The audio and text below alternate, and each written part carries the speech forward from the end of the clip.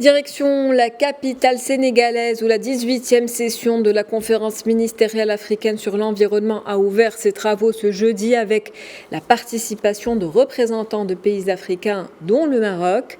Selon le programme des Nations Unies pour l'environnement, les participants à cette conférence se penchent durant 5 jours sur les moyens de garantir une reprise centrée sur les personnes à travers des actions respectueuses de l'environnement qui créent des emplois et améliorent les moyens de subsistance. La rencontre est l'occasion de passer en revue les opportunités et les défis environnementaux en Afrique dans l'ère post-Covid-19. Il s'agit aussi d'examiner d'autres questions liées au développement durable au niveau du continent. Et nous prenons tout de suite la direction de Dakar où se tient la conférence stratégique des ministres africains de l'environnement, un événement qui se déroule dans le cadre des préparatifs de la COP27. Elle a ouvert ses portes il y a 4 jours dans la capitale sénégalaise où nous rejoignons tout de suite Daouda Sow, notre correspondant, celui de Média TV. Bonjour Daouda. Oui, bonjour. Alors cette conférence fait suite à celle des négociateurs du groupe des pays les moins avancés. Quels sont les enjeux de cette conférence de Dakar ? Un enjeu majeur déjà, la tenue de cette conférence. Je rappelle, il s'agit de la 18e session ordinaire de la conférence des ministres africains de l'environnement. C'est également l'occasion pour ces ministres aujourd'hui de préparer la COP27 qui va se tenir une nouvelle fois sur le continent africain 6 ans après, c'est-à-dire 6 ans après la COP22 qui avait bien évidemment été accueillie par le Maroc à Marrakech. Donc une rencontre au cours de laquelle il est question pour ces ministres de l'environnement d'échanger de beaucoup de points qui sont à l'ordre du jour, comme aujourd'hui la COP15 qui avait les conclusions issues de cette COP15 qui s'était tenue à Abidjan sur la dégradation des terres, également revenir sur les conclusions également de la rencontre qui s'est tenue au Gabon, à savoir la semaine africaine de l'environnement, mais aussi d'autres points qui tiennent à cœur également ces ministres africains sur différents points, à savoir les impacts de ce changement climatique sur le continent africain, puisque faut-il le rappeler, selon le GIEC, l'Afrique n'émet que 4% environ de la pollution de la planète et pourtant subit le plus aujourd'hui les effets de cette pollution-là. Ce qui occasionne aujourd'hui ce qu'on pourrait appeler des pertes et dommages qui ne sont malheureusement pas jusque-là pris en compte aujourd'hui par cette question de financement de ce qui est des effets de ce changement climatique-là. Et que peut-on retenir de cette déclaration de Dakar ? De cette déclaration de Dakar, on peut d'abord retenir le point sur la question des pertes et dommages. Ce que l'on connaissait le plus souvent en matière aujourd'hui de résilience au changement climatique, c'était la question de l'adaptation et de l'atténuation au changement climatique. L'atténuation, c'est-à-dire veiller aujourd'hui, comme le recommande le GIEC, à maintenir aujourd'hui le réchauffement climatique à 1,5 degrés Celsius. Mais à côté de ça, l'adaptation n'est pas aussi financée aujourd'hui que ce qui est que l'atténuation.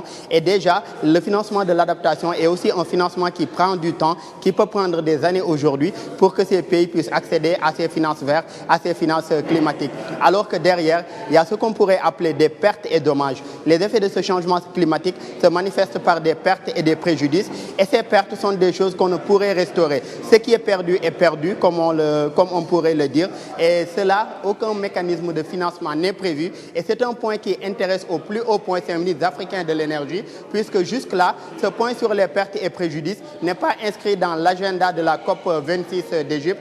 Donc ces ministres-là comptent aujourd'hui se battre pour faire inscrire ce point des pertes et préjudices à l'agenda aujourd'hui de la COP27 afin aujourd'hui de mettre sur pied un mécanisme de financement qui serait beaucoup plus rapide, qui permettrait aujourd'hui pour ce qui est des inondations, de l'érosion côtière et autres problèmes effets aujourd'hui des changements climatiques qui attendent des mesures urgentes, qu'il y ait des mécanismes également de financement urgent qui pourraient répondre par rapport à cela. Il y a également d'autres points sur la question de l'adaptation. Essayer aujourd'hui de voir comment développer ensemble l'adaptation, l'atténuation et les questions de changement climatique et les questions aujourd'hui de pertes et dommages liés au changement climatique. Ne pas juste se limiter aujourd'hui à mettre au même pied 50-50 d'adaptation, 50 d'atténuation, mais veiller aujourd'hui à financer ensemble l'atténuation, l'adaptation et les pertes et dommages pour aujourd'hui une meilleure justice climatique, puisque, comme je le disais tout à l'heure, l'Afrique pollue le moins, mais subit le plus également les effets de cette pollution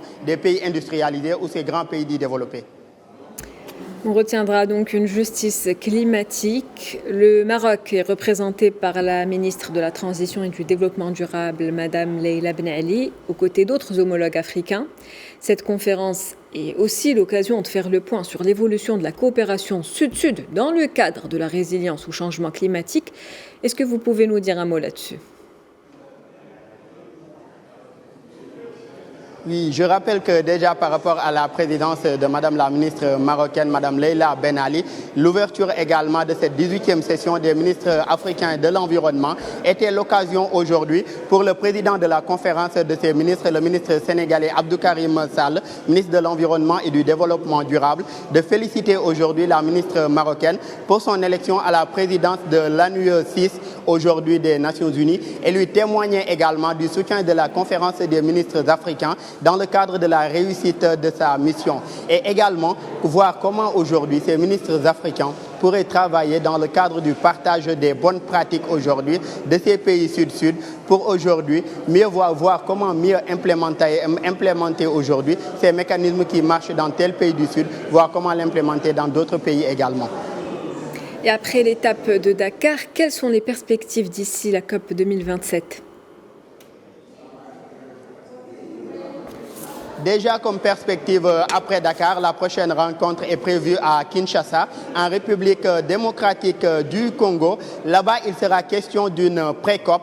D'abord, revenir sur la déclaration de Dakar, les points qui ont été retenus aujourd'hui à l'issue de la déclaration ministérielle aujourd'hui de Dakar. Essayer de voir également comment mieux défendre les positions aujourd'hui des ministres africains de l'environnement, comment mieux amener aujourd'hui les pays développés ou les pays dits industrialisés à reconnaître leurs responsabilités face à la situation actuelle. Et la question de la transition énergétique est également une question qui tient à cœur aujourd'hui ces ministres africains, dans la mesure où beaucoup de ces pays, y compris le Sénégal, sont aujourd'hui des pays où l'on a découvert du pétrole et du gaz. Et les premières aujourd'hui exploitations sont attendues dans un pays comme le Sénégal en 2023. Mais certains de ces pays demandent aujourd'hui, pour des questions de transition énergétique, de ne pas exploiter ces ressources-là. Aujourd'hui, ce à quoi appellent ces ministres africains, c'est à une équité climatique sur ce plan, c'est-à-dire maintenir aujourd'hui leurs politiques nationaux en sobriété carbone, mais également continuer à exploiter les ressources pétrolières et gazières, tout en respectant aujourd'hui cette question de la sobriété carbone qui est bien sûr inscrite au niveau de leur CDN, là, à savoir les contributions déterminées au niveau national dans ces pays-là, et également veiller à une meilleure justice climatique, puisque, faut-il le rappeler, ces pays industrialisés, pour la plupart, se sont développés grâce à ces énergies fossiles, et certains de ces pays industrialisés, même vu le contexte géopolitique actuel, sont retournés à ces industries fossiles, puisque avec le conflit entre l'Ukraine et la Russie, le problème d'énergie se pose pour certains. Si certains posent aujourd'hui mise sur l'économie de l'énergie, d'autres aujourd'hui retournent à l'utilisation du charbon, qui, je le rappelle, est l'une des énergies fossiles aujourd'hui les plus graves et les plus dangereuses. Donc Merci les pays africains tiennent à poursuivre leur transition énergétique, mais tout en exploitant leur pétrole et leur gaz. Merci à vous, Daouda Sow. Je rappelle que vous étiez en direct avec nous depuis Dakar. Vous êtes correspondant de Média 1 TV.